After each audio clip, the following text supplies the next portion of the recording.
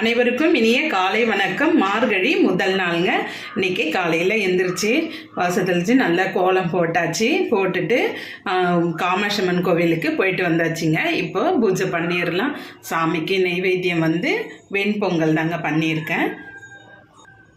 மார்கழி திங்கள் மதி நிறைந்த நன்னாளால் நீராட போதுவீர் போதுமெனோ நேரிழையீர் சீர்மல்கும் ஆய்பாடி செல்வ சிறுமிகான் கூர்வேல் குடந்தொழிலன் நந்தகோபன் குமரன் ஏராந்த கன்னி யசோத இளஞ்சிங்கம் கார்மேனி செங்கன் கதிர்மதியம் போல் முகத்தான் நாராயணனே நமக்கே பறை தருவான் பாரோர் புகழ படிந்தேலோர் எம்பாவாய்.